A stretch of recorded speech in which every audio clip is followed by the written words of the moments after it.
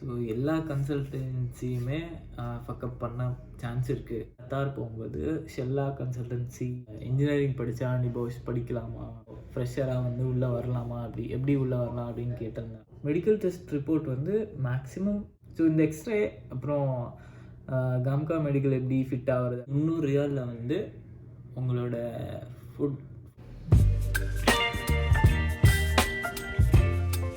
Hello, welcome back to another video.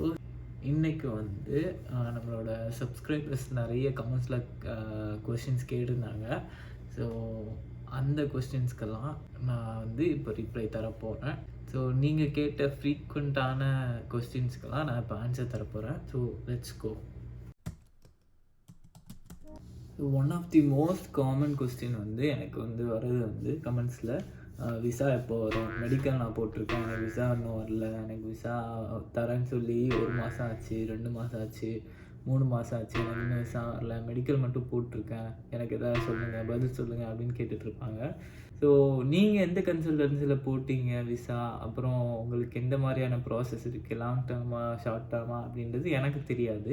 So கரெக்டான பதில் வந்து என்னால் கொடுக்க முடியாது. உங்களுக்கு ரிப்ளைஸ் கமெண்ட்ஸ் மூலயமா என்னால் கொடுக்க முடியாது. உங்கள் ப்ராசஸ் டிஃப்ரெண்ட்டாக இருந்திருக்கலாம், என்னோடய shut down process 6 month visa வந்து டிஃப்ரெண்ட்டாக இருந்திருக்கலாம். லாங் டேர்ம் விசா வந்து எனக்கு இன்னும் எப்படி எடுக்கிறாங்க அப்படின்னு தெரியாது. நான் ஒன்லி ஷார்ட் டேர்ம் விசா மட்டும்தான் பற்றி பேசிகிட்டு இருக்கேன். ஸோ லாங் டேர்மில் நீங்கள் விசாக்காக வெயிட் பண்ணிட்டுருக்கீங்க, விஎஃப்எஸ்னால் என்னன்னு தெரியல, அப்புறம் விஎஃப்எஸில் என்ன ப்ராசஸ் இருக்குது அப்படின்லாம் கேட்பாங்க என்கிட்ட. ஸோ விஎஃப்எஸ்னால் என்னென்னு எனக்குமே கொஞ்சம் ஐடியா கம்மி தான். ஸோ அதை பற்றி எனக்கு ஐடியா இல்லை. ஸோ அந்த மாதிரி விசா சம்மந்தப்பட்டது எவ்வளோ நாள் எடுக்கும் அப்படின்ற கேள்வியெல்லாம் நீங்கள் வந்து உங்கள் கன்சல்டன்சியை கேட்குறது தான் மிகச்சிறந்தது அப்படின்னு நான் சொல்லுவேன். ஸோ நீங்கள் கேட்கலாம், நானும் கமெண்ட்ஸ் மூலமா எனக்கு தெரிஞ்சு ரிசர்ச் பண்ணி நான் சொல்லுவேன். ஸோ நெக்ஸ்ட் கொஸ்டின் என்னன்னு பார்ப்போம். ப்ரோ, ஆஃபர் லெட்டர் அனுப்பலை, விசா நம்பர் மட்டும் கொடுத்துருக்காங்க, மெடிக்கல் போட சொல்கிறாங்க. ஸோ இதுவும் ஒரு நல்ல கொஸ்டின் தான். மெடிக்கல் போகிற சொல்கிறதுக்கு முன்னாடி டம்மி விசா நம்பர் கொடுப்பாங்க, அதை வச்சு நம்ம மெடிக்கல் போடணும். மெடிக்கல் போட்டதுக்கப்புறம் மோஃபா ஜென்ரேட் ஆகும், மோஃபா வச்சு நமக்கு ஆன்லைனில் விசா அப்ளை பண்ணுவாங்க. இதுதான் ப்ராசஸ்ஸு. ஸோ இதெல்லாமே மோஃபா ஜென்ரேட் ஆகிறது வந்து 2 நாளில் முடிஞ்சிடும். அதுக்கப்புறம் விசா அப்ளிகேஷன் நம்ம எம்பசியில் போய் கன்சல்டன்சி பண்ணுவாங்க. ஸோ இதுக்கெல்லாம் சேர்த்து ஒரு 10 டேஸ்க்குள்ளே உங்களுக்கு விசா ஜென்ரேட் ஆகி வந்துடும் மெடிக்கல் போட்டதுக்கப்புறம். இதுதான் வந்து காமனாக என்ன வழியோ அதை தான் நான் சொல்கிறேன். 10 டேஸ் தான் மேக்ஸிமம். இப்போ உங்கள் கம்பெனி வந்து பல்காக ஹையர் பண்ணியிருக்கலாம், கன்சல்டன்சிகிட்ட பல்கான கேண்டிடேட்ஸ் வந்து இருக்கலாம். ஸோ இது எல்லாத்தையும் அவங்க ஒன்றா பண்ணும்போது 1 மாதம் 2 மாதம் ஆக்குவாங்க. ஸோ இதுதான் வந்து நார்மலாக நடக்கிற ப்ராசஸ்ஸு. நீங்கள் வந்து 1 to 2 months இல்லை மேக்ஸிமம் 3 months கூட வச்சுக்கலாம். ஸோ இதுக்கு மேலே தான் போனால் கொஞ்சம் டவுட்டு. ஸோ இதுக்குள்ளே நீங்கள் மெடிக்கல்லாம் போட்டு வெயிட் பண்ணியிருந்தீங்கன்னா ஒரு 1 month இல்லை 2 month வெயிட் பண்ணுற மாதிரி இருக்கும் நீங்கள். அப்புறம் ஆஃபர் லெட்டர் கேட்டிருக்காரு. ஆஃபர் லெட்டர் வந்து நீங்கள் இன்டர்வியூ முடித்த உடனே நீங்கள் வந்து நீங்கள் அவங்கள ஃபோர்ஸ் பண்ணி வாங்கணும். ஸோ நார்மலாக வந்து அவங்களே கொடுக்கணும் ஆஃபர் லெட்டர், நீங்கள் செலக்டடாக இல்லையா அப்படின்ட்டு அவங்களே தான் கொடுக்கணும், எம்ப்ளாயர் கொடுப்பாங்க. ஸோ அவங்களுக்கு கொடுக்கலன்னா நீங்கள் வந்து அவங்கள அட்லீஸ்ட் ஃபோட்டோவாவது எடுத்துக்கிறேன் அப்படின்னு சொல்லி நீங்கள் எடுத்துக்கலாம். ஸோ மோஸ்ட்டாக வந்து இன்டர்வியூவில் கொடுத்துருவாங்க. ஸோ உங்களுக்கு ஆஃபர் லெட்டர் வந்து நீங்கள் லாஸ்ட்டாக ட்ராவல் பண்ணும்போது தருவேன் அப்படின்னும் சில கம்பெனிஸ் வந்து சொல்லும். ஸோ அதுவும் ஒன்றும் பிரச்சனை இல்லை. ஜஸ்ட்டு நீங்கள் மெடிக்கல்லாம் போட்டிருந்தீங்களா, மெடிக்கல் உங்களுக்கு வருதா அப்படின்னு பார்த்துக்கோங்க. ஆஃபர் லெட்டரு கண்டிப்பாக வாங்கணும்லாம் அவசியம் இல்லை. வாங்கினா நல்லது, வாங்கினா பிரச்சனை இல்லைன்னு தான் நான் சொல்கிறேன். ஸோ ட்ராவல் பண்ணும்போது கண்டிப்பாக ஆஃபர் லெட்டர் கொடுத்து தான் அனுப்புவாங்க. ஸோ அதில் எந்த டவுட்டும் இல்லை. ஸோ நெக்ஸ்ட் கொஸ்டின் வந்து மோஃபா நம்பர் ஹவு மெனி டேஸில் வரும், மோஃபா நம்பர்னால் என்ன, மெடிக்கல் டெஸ்ட் ரிப்போர்ட் எப்போ வரும் அப்படின்னு ஒருத்தர் கேட்டிருக்காரு. ஸோ மோஃபா நம்பர்னால் அந்த மினிஸ்ட்ரி ஆஃப் ஃபாரின் அஃபேர்ஸ், சவுதியோட மினிஸ்ட்ரி ஆஃப் ஃபாரின் அஃபேர்ஸு, அந்த நம்பர் வந்து ஒரு ஐடென்டிஃபிகேஷன் நம்பர். ஸோ இது வந்து உங்கள் மெடிக்கல் டெஸ்ட்டு ஃபிட் ஆனதுக்கப்புறம் இந்த நம்பரை வந்து ஜென்ரேட் பண்ணுறதுக்கு அப்ளை பண்ணுவாங்க. ஸோ இதை வச்சு தான் வந்து விசா அப்ளிகேஷனுக்கு போகும் உங்களோட பாஸ்போர்ட். ஸோ மெடிக்கல் டெஸ்ட் வந்து எப்போ வரும், மெடிக்கல் டெஸ்ட் ரிப்போர்ட் வந்து மேக்ஸிமம் மறுநாளே வந்து வரணும். மறுநாள் வரலன்னா அதுக்கு அடுத்த நாள் கண்டிப்பாக வரணும். அதுக்கு மேலெலாம் ஆகாது. காம்கா மெடிக்கல் சென்டரில் மேக்ஸிமம் 2 days. அவங்க டிலேலாம் பண்ண மாட்டாங்க. சப்போஸ் நீங்கள் மெடிக்கலில் ஃபிட் ஆகலை, எக்ஸ்ரேல ஏதோ ப்ராப்ளம் இருக்குது அப்படின்னா ரீமெடிக்கல் கண்டக்ட் பண்ண சொல்லுவாங்க உங்களை. ஸோ நீங்கள் வந்து எக்ஸ்ரே மட்டும் பண்ணுற மாதிரி இருக்கும். ஸோ இந்த எக்ஸ்ரே அப்புறம் காம்கா மெடிக்கல் எப்படி ஃபிட் ஆகிறது அப்படின்னு லாஸ்ட்டில் சொல்கிறேன் டீட்டெயிலாக. ஸோ நெக்ஸ்ட்டு கொஸ்டின் வந்து எந்த கன்சல்டன்ட் ஜென்யூன். ஸோ இந்த கொஸ்டினே வந்து நான் லாஸ்ட் பார்ட்டில் சொல்கிறேன். அப்புறம் ஒரு நண்பர் கேட்டிருக்காரு, இந்த மாதிரி ரியாத் ஹாஸ்பிட்டல் விசா இருக்குதுன்னு சொல்லியிருக்காங்க, 1 lakh வாங்கியிருக்காங்க, 8 months ஆகுது, இன்னும் எந்த ப்ராசஸுமே ஆகலை அப்படின்ட்டு. So I feel very sorry for him. So இந்த மாதிரி விசா இருக்குது, 1 lakh கொடுங்க, 2 lakhs கொடுங்க அப்படின்னு சப் ஏஜென்ட்டுன்னு சொல்லுவாங்க. இந்த மாதிரி சப் ஏஜென்ட்டை கொடுக்குறத வந்து நீங்கள் தவிர்த்துக்கலாம். ஸோ ஜென்யூனாக அந்த ஏஜெண்ட் இருக்காருன்னா கொடுக்கலாம், தப்பு இல்லை. உங்களுக்கு பர்சனலாக தெரிஞ்சவங்கன்னா கொடுக்கலாம். மற்றபடி இந்த சப் ஏஜென்ட் கிட்ட மாட்டிக்கிட்டு லட்சத்தை கொடுத்துட்டு ஏமாறாதீங்கன்னு தான் நான் சொல்லுவேன். Very sorry brother. அடுத்த கொஸ்டின் வந்து company good or bad. So நான் வேலை செய்கிற கம்பெனி குட் ஆர் பேட் அப்படின்னு கேட்டிருக்காரு. ஸோ இதுக்கு நான் பதில் சொல்கிறேன். நான் வந்து சவுதியில் வந்து 2 எம்ப்ளாயர்கிட்ட ஒர்க் பண்ணேன். ஸோ லாஸ்ட் டைம் வந்து ஒரு எம்ப்ளாயர், இந்த டைம் ஒரு எம்ப்ளாயர். ஸோ 2 ஆர்கனைசேஷனுமே ஒரே லைன் ஆஃப் ஒர்க் தான். ஸோ மெக்கானிக்கல் மெயின்டெனன்ஸ், அப்புறம் இந்த ஷட் டவுன் டர்ன் அரவுண்ட் சர்வீசஸ்லாம் கொடுப்பாங்க பெரிய பெரிய கிளைண்ட்ஸ், அதாவது பெட்ரோகெமிக்கல் ரிஃபைனரி கிளைண்ட்ஸுக்கு. ஸோ எனக்கு 2 கம்பெனியுமே ஓரளவு கிட்டத்தட்ட 2மே சேமாக தான் இருக்குது. நீங்கள் அக்காமடேஷன் ஃபுட்டெல்லாம் பார்த்துருப்பீங்க எப்படி இருக்குது அப்படின்னு சொல்லிட்டு. ஸோ அந்த கம்பெனியும் போட்டிருப்பேன், இந்த கம்பெனியும் போட்டிருப்பேன். ஸோ நீங்களே வந்து எப்படி இருக்குது அப்படின்னு ஜட்ஜ் பண்ணிக்கோங்க. ஸோ எனக்கு வந்து 2மே ஈக்குவலாக தான் இருக்குது, எனக்கு ஓகே தான். 6 மாதம் சவுதியில் இருக்க போகிறோம். ஸோ அது வந்து நல்ல எக்ஸ்பீரியன்ஸ் தான், சிட்டிக்குள்ளே தான் இருக்குது. So no problem. ஸோ அடுத்த கொஸ்டின் என்னென்னா, 300 ரியால் இருந்தால் இங்கே சவுதியில் வந்து அந்த 300 ரியால் வச்சுட்டு சஸ்டெயின் பண்ணலாமா அப்படின்னு கேட்டிருக்காரு. ஸோ நார்மலாக வந்து என்னோடய கம்பெனிலாம் பார்த்தீங்கன்னா ஃபுட் அண்ட் அக்காமடேஷன் அவங்களே ஏற்றுப்பாங்க. ஸோ சேலரியில் அதுக்கேற்ற மாதிரி டிடக்ஷன் இருக்கும். சில கம்பெனியில் என்ன பண்ணுவாங்கன்னா சேலரி அப்படின்னு சொல்லிட்டு ஒரு அமௌண்ட் கோட் பண்ணிவிட்டு ஃபுட்டுக்கு அக்காமடேஷனுக்கு வந்து ஒரு அமௌண்ட்டை நீங்கள் ஒதுக்கி வச்சுருவாங்க.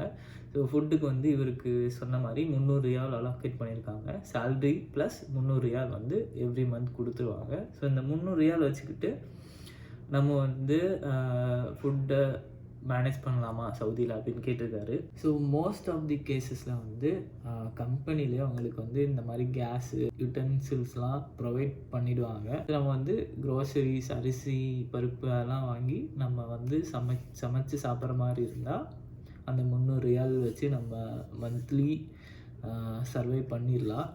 இன்கேஸ் அவங்க வந்து கேஸு, ஸ்டவ் அதெல்லாம் கொடுக்கலை, கிச்சன் செட்டப் இல்லை அவங்க ரூமில், எல்லாமே நீங்கள் தான் பர்ச்சேஸ் பண்ணுற மாதிரி இருக்கும் அப்படின்னா, எப்படியும் உங்கள் ரூமில் வந்து 2 பேருக்கு மேலே தான் இருப்பாங்க. ஸோ 2, 3, 4 அப்படின்ட்டு ஒரு ரூமில் இருக்க போகிறீங்கன்னா நீங்கள் 4 பேரும் சேர்த்து ரேஷன் பண்ணி ஸ்டவ்வு, யுட்டென்சில்ஸ்லாம் ஷேர் பண்ணி வாங்கிட்டு, க்ரோசரிஸும் அந்த மாதிரி ஷேர் பண்ணி வாங்கிட்டு, நீங்கள் 4 பேருக்கு ஒரு சமையல் அப்படின்னா கரெக்டாக வந்துடும். இந்த மாதிரி நான் சொன்ன மாதிரி. ஸோ இது வந்து சமைச்சு சாப்பிட்றதுக்கு ஓகே 300 ரியால் கரெக்டாக வந்துடும். 300 ரியால் 250, 280 வந்துடும்னு வச்சுக்கோங்க. இதே நீங்கள் வந்து சமைக்க முடியாது, வெளியே தான் சாப்பிட்ணும், சில வாரத்துக்கு 2 நாள், இல்லை வாரத்துக்கு 3 நாள், இல்லை டெய்லியும் ஒரு வேளை வெளியே சாப்பிட போகிறீங்க அப்படின்னா 300 ரியாலுக்கு மேலே வர வாய்ப்பு இருக்குது. ஸோ நிறைய சீப் ஹோட்டல்ஸும் இருக்குது. இந்த மாதிரி ரொட்டியெல்லாம் 1 ரியாலுக்கு கிடைக்கும் இங்கே. ரொட்டி, சாண்ட்விட்சு இதெல்லாம் வந்து 1 ரியால், 2 ரியால், டீ 1 ரியால் அந்த மாதிரி வெளியே அடிக்கடி சாப்பிடுவீங்கன்னா 300 ரியாலுக்கு கொஞ்சம் எக்ஸீடாக வாய்ப்பு இருக்குது. சமாளிக்கிறது உங்கள் திறமை தான். ஸோ அதை தான் நான் சொல்லுவேன். ஸோ அடுத்த ஃப்ரீக்வெண்ட்டான கொஷின் வந்து இந்த நிபோஷ் பற்றி சொல்லுங்கள். இன்ஜினியரிங் படித்தா நிபோஷ் படிக்கலாமா? நிபோஷ் படித்தா சேலரி எவ்வளோ சவுதி அரேபியாவில், இல்லை நார்மலாக வெளிநாட்டில் எவ்வளோ, ஃப்ரெஷராக வந்து உள்ளே வரலாமா, எப்படி உள்ளே வரலாம் அப்படின்னு கேட்டிருந்தாங்க. ஸோ அந்த கமெண்ட்ஸ்லாம் போடுறேன் பாருங்கள். இன்ஜினியரிங் முடிச்சிருக்கீங்க அப்படின்னா நீங்கள் வந்து பெட்டர் இன்ஜினியரிங் சைட்லேயே மெக்கானிக்கல் சைட்லேயே போகிறது பெஸ்ட்டுன்னு சொல்லுவேன். ஸோ ஒரு வழியே இல்லை, எனக்கு சேஃப்டி தான் எனக்கு வாழ்க்கை, கெரியரை நான் இதை தான் சூஸ் பண்ண போகிறேன் அப்படின்னா தாராளமாக நீங்கள் பண்ணலாம். நிபோஷ், ஐஜிசி இருக்குது, ஐயோஷ் இருக்குது. ஸோ நிபோஷை பற்றி ஃப்யூச்சரில் வீடியோ போடலாமா வேணாமான்னு கமெண்ட் பண்ணுங்கள். ஸோ நிபோஷ் எப்படி கிராக் பண்ணுறது அப்படின்லாம் நான் போடுறேன். கமெண்ட் நிறைய லைக்ஸ் வந்ததுன்னா.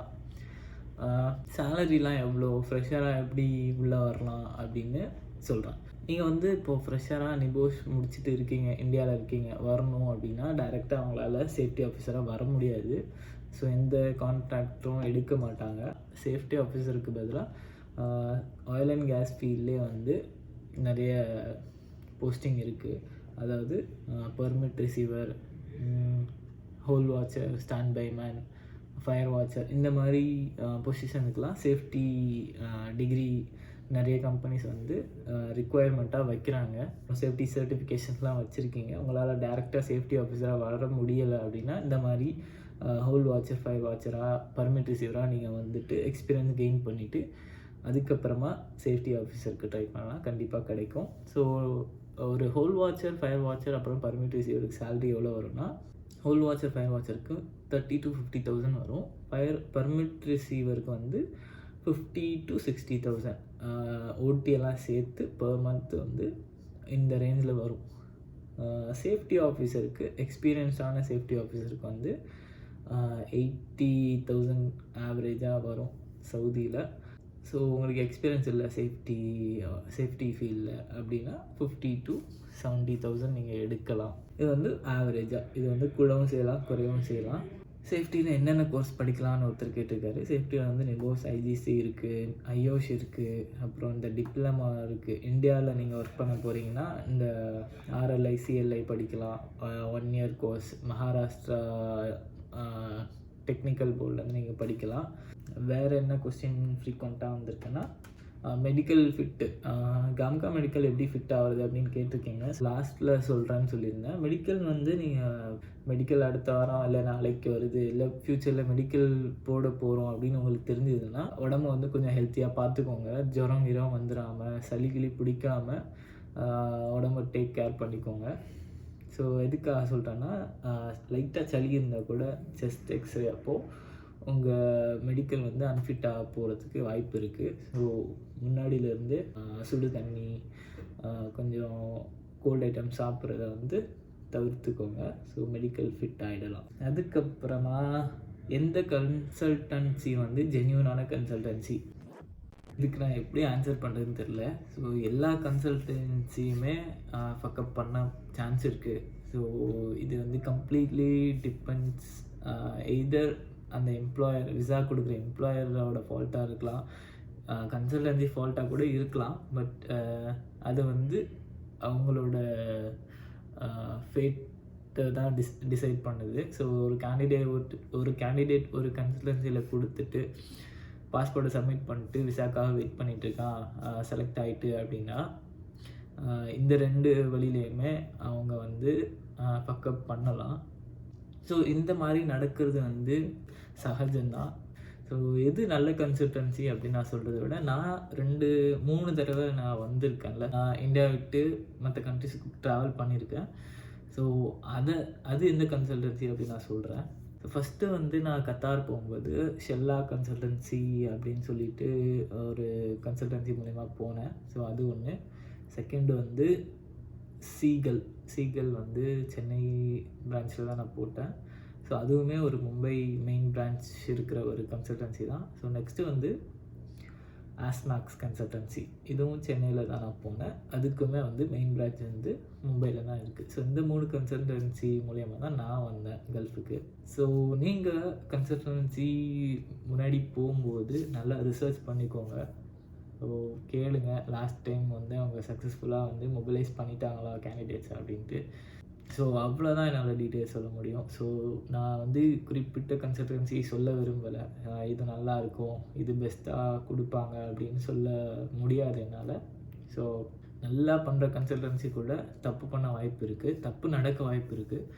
ஸோ நீங்கள் வந்து ரிசர்ச் பண்ணி ப்ரே பண்ணிவிட்டு போங்க. இதோட இந்த வீடியோ முடிச்சுக்கிறேன். ஸோ வேறு ஏதாவது டவுட்ஸ் இருந்தால் கூட நீங்கள் கேளுங்க. நான் முடிஞ்ச அளவு கமெண்ட்ஸில் சொல்ல ட்ரை பண்ணுறேன். இந்த வீடியோக்கெல்லாம் கமெண்ட்ஸ் பண்ணுங்கள். ஸோ நெபோஷை பற்றி வீடியோஸ் வேணும்னா கமெண்ட்ஸ் பண்ணுங்கள். இந்த வீடியோ வந்து கண்டிப்பாக உங்களுக்கு பிடிச்சிருக்கும், யூஸ்ஃபுல்லாக இருக்கும் அப்படின்னு நம்புகிறேன். லைக், கமெண்ட் அண்ட் ஷேர் பண்ணி விடுங்க. சப்ஸ்கிரைப் பண்ணி விட்ருங்க. தேங்க்யூ.